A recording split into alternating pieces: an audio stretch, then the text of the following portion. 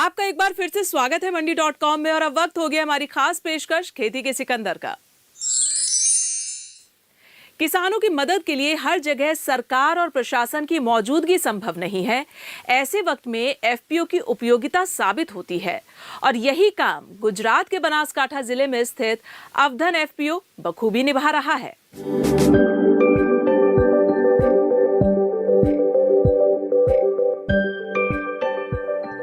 बनासकांठा की अर्थव्यवस्था मुख्य रूप से कृषि, खाद्य प्रसंस्करण और दूध पर आधारित है। एशिया की सबसे बड़ी डेयरी बनास डेयरी भी इसी जिले में है। ये जिला गुजरात का सबसे बड़ा सब्जी उत्पादक है, जहां की प्रमुख फसल आलू है। यहां आलू, अरंडी, सरसों, मूंगफली और अनार जैसे फलों की खेती होती है। बनासकांठा जिले में धनेरा तहसील के थावर इलाके में कुछ किसान मिलकर फसलों को उगाने और उसे बेचने का काम कर रहे थे, लेकिन इस काम में उन्हें कई परेशानियां आ रही थीं।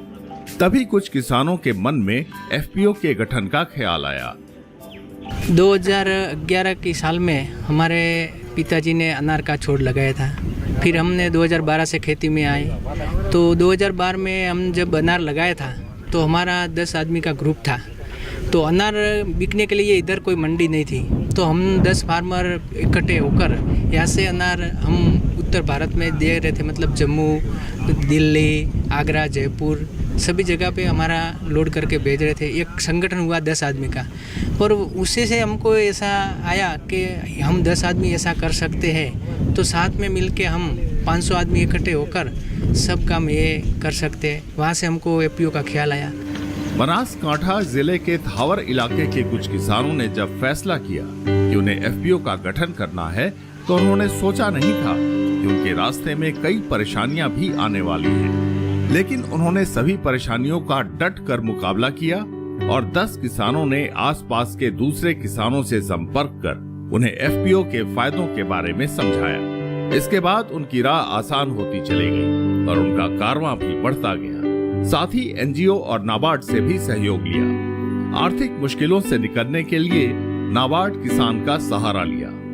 हमने 3-4 साल जहमत मतलब बहुत उसके लिए अभ्यास किया, एफपीओ से जाके मिले।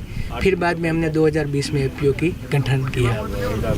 एफपीओ का गठन होने के बाद शुरुआत में कैसे करना वो थोड़ा आइडिया नहीं था, तो हमने मतलब हमारा एनजीओ और नाबार्ड ने सपोर्ट किया, क्योंकि हमारा एफपीओ नाबार्ड प्रमोटर है। तो नाबार्ड से मार्गदर्शन लेके और जो हमारा सीबीबीओ था संभव फाउंडेशन, उसकी मैनेजमेंट टीम ने हमको सपोर्ट किया।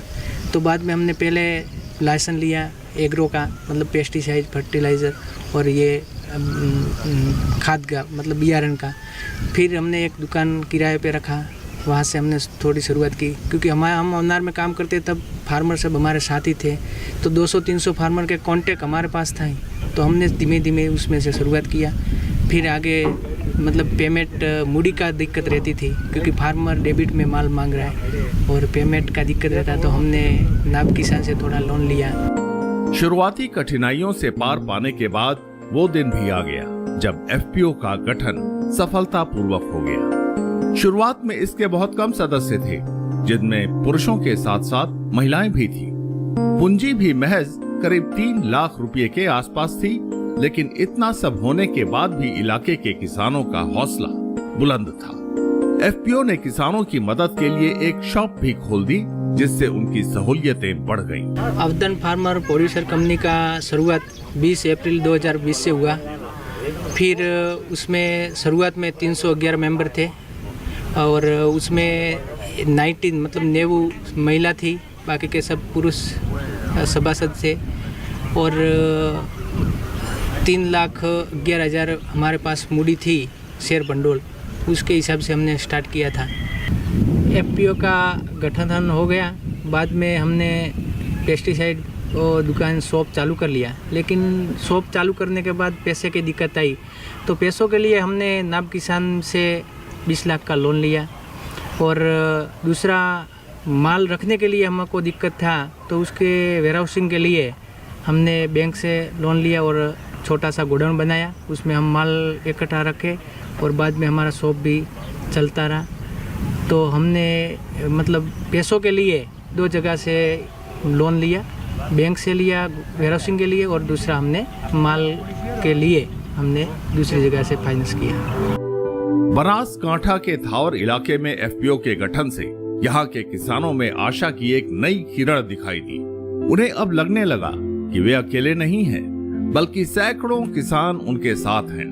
और हो भी क्यों ना, उनके पास अब एफपीओ जैसा एक भरोसेमंद साथी जो था। अवधन एफपीओ ने उनकी कई तरह से मदद कर ये साबित भी किया। एफपीओ ने इलाके के किसानों के लिए खाद, बीज की दुकानों के साथ साथ खेत से फसल उठाने के लिए मुफ्त में वाहन की सुविधा दी। उन्हें खेती से जुड़ी जरूरी और उपयोगी जानकारियां दी, जिससे उनकी पैदावार में इजाफा हुआ। हमने ये दुकान 2021 से लाइसेंस सीड्स, पेस्टिसाइड्स और खाद का लाइसेंस लेके ये दुकान स्टार्ट की है। इसमें फार्मरों को हम अच्छी तरह से अच्छा बीज, और जब भी फार्मरों को ज़रूरत पड़े तब हम यहाँ से FOR हमारी जो मोबाइल वाहन है, इसमें फार्मरों को खेत तक बिना किराए देते हैं और फार्मरों को इससे अच्छा मुनाफा होता है। और जब भी फार्मरों को ज़रूरत पड़ती है तब हम खेत पे जाके उसको सही दवा कैसे डालना है, कब डालना है और कितनी मात्रा में डालना है, उसकी भी जानकारी देते हैं। और बाद में जैसे सालाना हमारे को ये कंपनी को 1 करोड़ का आसपास बिजनेस होता है, इसमें सही कंपनी का मुनाफा भी रहता है। खेती किसानी के लिए सस्ते दाम पर अच्छा बीज, खाद और बहुमूल्य जानकारियां ही पर्याप्त नहीं होती, बल्कि खेती के लिए कुछ जरूरी मशीनों की भी आवश्यकता पड़ती है। इन जरूरतों को एफपीओ ने बखूबी समझा और एक कस्टम हायरिंग सेंटर की स्थापना की, ताकि किसानों को कम किराए पर ट्रैक्टर, रोटावेयर और थ्रेसर जैसी जरूरी मशीनें मिल जाएं। और हुआ भी ऐसा ही। कस्टम हायरिंग सेंटर का किसानों ने लाभ उठाया, जिससे वो सही वक्त पर अच्छी खेती कर पाने में सफल हो सके, और नतीजा ये हुआ कि कम लागत में अच्छी पैदावार हुई। बनासकांठा गुजरात का प्रमुख सरसों उत्पादक क्षेत्र है, जो राज्य के कुल सरसों क्षेत्रफल का लगभग 73% कवर करता है। यहाँ की शुष्क जलवायु और पानी की कमी सरसों की फसल के लिए उपयुक्त है। जिले के थराद और धनेरा तहसीलों में मुख्य रूप से सरसों की खेती होती है। 2023-24 में गुजरात में लगभग 5 लाख टन सरसों का उत्पादन हुआ, जिसमें बनासकांठा का बड़ा योगदान है। यही वजह है कि अवधन एफपीओ ने इलाके के सरसों उत्पादक किसानों की मदद के लिए सरसों से तेल और खली निकालने की मशीन लगाई, ताकि उन्हें उनकी फसल का ज्यादा से ज्यादा मुनाफा हो। इलाके के किसान अवधन एफपीओ की मदद से सरसों का तेल निकलवाकर उसे बेचकर मुनाफा कमाते हैं। वहीं अवधन एफपीओ भी खास ब्रांड नाम से शुद्ध सरसों तेल बाजार में बेचता है, जिसकी अच्छी डिमांड है। और हमने 2024 में ये मशीन लगाई है, जो फार्मर मस्टर्ड लेके आते हैं उसका तेल निकाल के देते हैं, और ये केक है वो निकलता है, वो हम रख लेते हैं, उसका मुनाफा होता है। और हम बाजार से मस्टर्ड खरीद के और तेल निकाल के प्योर मार्केट में बेचते हैं। इस साल अब अवधन फार्मर प्रोडक्ट्स या कंपनी में ब्रांड बनानी है, उससे बेचनी है। एफपीओ का कामकाज ठीक चल रहा था, लेकिन उसे आगे बढ़ाने के लिए फंड की जरूरत थी। साथ ही गोदाम बनाने की जरूरत भी महसूस की गई, ताकि किसानों की फसल को सुरक्षित रखा जा सके। सिर्फ पेस्टिसाइड की दुकान से किसानों की जरूरत पूरी नहीं हो रही थी, इसलिए एफपीओ ने नाबार्ड किसान से लोन लेने का फैसला किया। एफपीओ का गठन हो गया। बाद में हमने पेस्टिसाइड दुकान शॉप चालू कर लिया, लेकिन शॉप चालू करने के बाद पैसे की दिक्कत आई, तो पैसों के लिए हमने नाब किसान से 20 लाख का लोन लिया। और दूसरा, माल रखने के लिए हमको दिक्कत था, तो उसके वेयरहाउसिंग के लिए हमने बैंक से लोन लिया और छोटा सा गोडाउन बनाया, उसमें हम माल इकट्ठा रखे और बाद में हमारा शॉप भी चलता रहा। अवधन एफपीओ का फ्यूचर प्लान तैयार है। इसके तहत एक प्लांट लिया गया है, जिसमें ग्रेडिंग और सॉर्टिंग मशीन लगाई जाएगी। इसकी मदद से गेहूं की ग्रेडिंग, सॉर्टिंग कर आटा बनाकर ज्यादा से ज्यादा लाभ कमाने का लक्ष्य रखा गया है। साथ ही जीरा और उसका मसाला तैयार करने की भी योजना है। इसके अलावा हनी यानी शहद के लिए सरकार की योजना मिशन मधुमक्खी से भी जोड़ने की है। एफपीओ को भरोसा है कि इन योजनाओं से किसानों को लाभ मिलेगा और उनकी आमदनी में इजाफा होगा। एफपीओ का नेक्स्ट फ्यूचर हमने एक प्लॉट लिया है, इसमें हम ग्रेडिंग सॉर्टिंग मशीन लगाएंगे और बाद में जैसे गेहूँ है तो गेहूँ का ग्रेडिंग करके उसका सॉर्टिंग करके फिर आटा बनाने का भी प्लान है हमारा। और मसाला पैकिंग में भी जाना चाहते हैं, जैसे क्यूमिन है तो क्यूमिन का भी हम सोच रहे हैं कि इसमें भी वो करेंगे।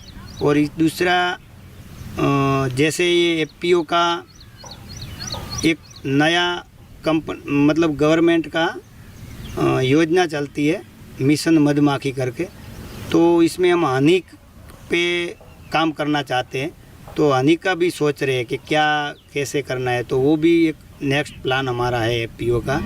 देश में किसानों के लिए कई डिजिटल प्लेटफॉर्म उपलब्ध हैं, जो फसल उगाने से लेकर उसकी पैदावार, बिक्री आदि में मदद करते हैं। ये प्लेटफॉर्म मोबाइल ऐप्स या वेबसाइट्स के रूप में काम करते हैं, जो किसानों को पारदर्शी बाजार, बेहतर दाम और तकनीकी सहायता देते हैं। बनासकांठा जिले के किसान भी चाहते हैं कि उन्हें उनकी फसल की सही कीमत मिले। यही वजह है कि एफपीओ इस दिशा में काम कर रहा है। जैसे ऑनलाइन प्लेटफॉर्म पे हमारे को खास जाना है, इसमें हमारा जो प्रोडक्ट है और उसका ब्रांड जो है उसको कैसे बेचना है, कब बेचना है, और एडवांस में हमारे को जो रेट तय होता है और पहले से प्लानिंग हमारे को मिल जाए कि इतने में आप ये रेट में अपना ये फसल बेचेंगे, तो थोड़ा कंपनी को भी फायदा रहेगा और फार्मरों को भी फायदा रहेगा। इस बारे में सोच रहे हैं हम। फार्मर्स प्रोड्यूसर कंपनी की कोशिशें लगातार रंग दिखा रही हैं। कंपनी का मुनाफा बढ़ रहा है, जिसका सीधा लाभ किसानों को मिल रहा है। साल दर साल कंपनी का टर्नओवर भी बढ़ता जा रहा है। इस वजह से इससे जुड़े लोगों का हौसला भी बढ़ रहा है। एफपीओ के साथ साथ यहाँ के किसानों को भी उम्मीद है कि आने वाले वर्षों में वो और अच्छा कार्य करने में सफल होंगे। यही वजह है कि एफपीओ के साथ जुड़ने वाले किसानों की संख्या बढ़ती जा रही है। एफपीओ का टर्नओवर 2021-22 का 1 करोड़ 20 लाख था और 22-23 का टर्नओवर 2 करोड़ 40 लाख रुपया था, और इस साल चालू साल का मतलब 2023 और 24 का 4 करोड़ 50 लाख के करीब है। और उसमें हम सब फार्मर को मिलके और सब बोर्ड ऑफ डायरेक्टर साथ में मिलकर ही काम करते हैं। और हमारे पास अभी 515 मेंबर है, 200 फार्मर हमारे पास रजिस्ट्रेशन है। वो अगली नेक्स्ट टाइम विजिट में अगला साधारण सभा से वो भी फार्मर हमारा सभासद हो जाएंगे, तो हमारा करीबन 750 एफपीओ का मेंबर हो जाएंगे। बनासकांठा का थावर इलाका जो धनेरा तालुका में स्थित है, यहाँ खेती की प्रचुर संभावनाएं हैं। यहाँ के किसानों के सामने कमाई के कई साधन हैं, जिसमें अनाज फल की खेती के साथ साथ दूध का कारोबार करने के अच्छे मौके हैं। साथ ही शहद के कारोबार की भी बड़ी संभावनाएं हैं। यही वजह है कि यहाँ का एफपीओ इन संभावनाओं पर किसानों के साथ मिलकर काम कर रहा है और अपनी किस्मत को संवार रहा है। मंडी.com के लिए बनासकांठा जिले से अनिल वत्स के साथ अनुपम आलोक। मंडी.com में आज बस इतना ही। अगले सप्ताह मैं फिर आऊंगी किसानों को प्रेरणा देने वाली सफलता की एक कहानी और दूसरी जरूरी खबरें लेकर। तब तक के लिए नमस्कार और आप देखते रहिए दूरदर्शन किसान। आपकी राय हमारे लिए बहुत महत्वपूर्ण है। आप हमारे टोल फ्री नंबर पर कॉल कर सकते हैं और अपनी राय दे सकते हैं। साथ ही आप ईमेल के जरिए भी हमें अपनी राय दे सकते हैं। हमारा ईमेल पता है ncdexmandi@gmail.com।